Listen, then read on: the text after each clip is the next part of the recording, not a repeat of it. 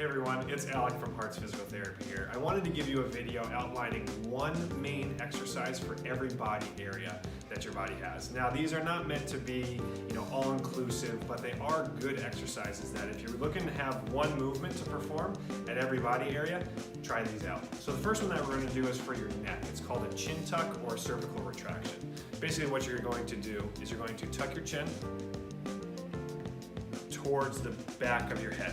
Now as you do that, the goal is to not hold your breath as you're doing it. So you start in just a neutral position, tuck your chin straight back towards you. Don't tilt back too far, don't look down too far, just straight back. And again, make sure you're breathing normally while you do that. So that's for your neck. For your mid-back, you can take a seat in a chair, and what you're gonna do is you're gonna rotate. You're gonna rotate to both directions. So you're gonna rotate to the right.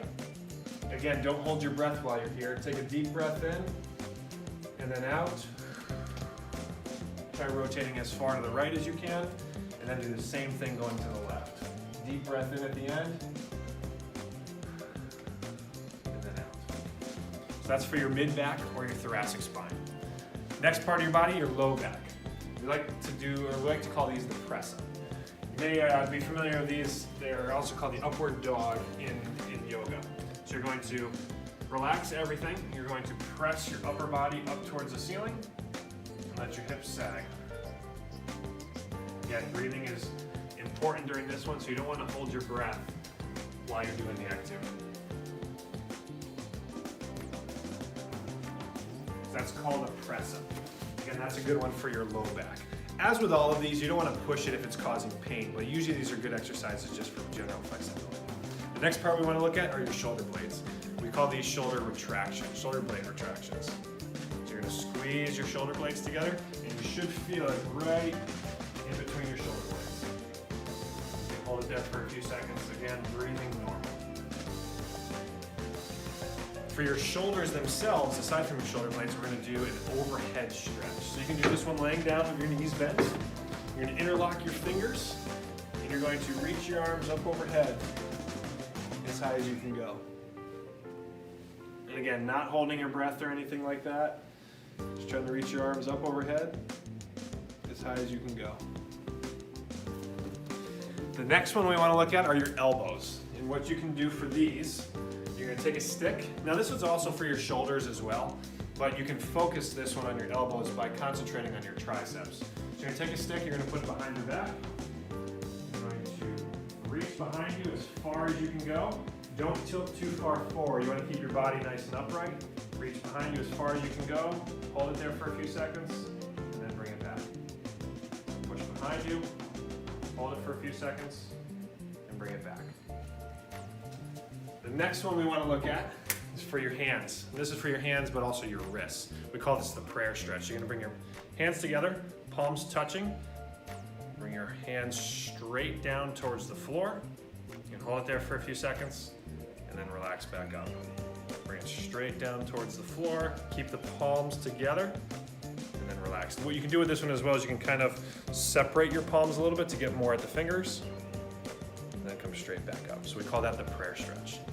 So that's for your upper body. For your lower body, we want to look at your hips first. One of our favorites here is the clam shell. So you're going to lay on your side with your knees bent, and your feet, hips, and shoulders should all be in a straight line. So you're going to lay on your side. You're going to keep your feet together, and you're going to lift your knee up towards the ceiling. You're going to hold it there for a few seconds, and then relax it down. Lift up, hold it there for a few seconds, and then down. You don't want to roll back.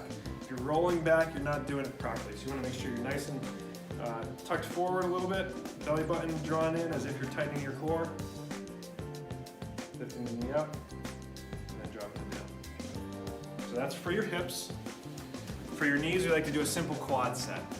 Quad setting is an isometric movement, which basically means you're tightening your muscles without actually doing a whole lot of movement. So you're going to tighten your thigh, and hold it for a few seconds, and then relax.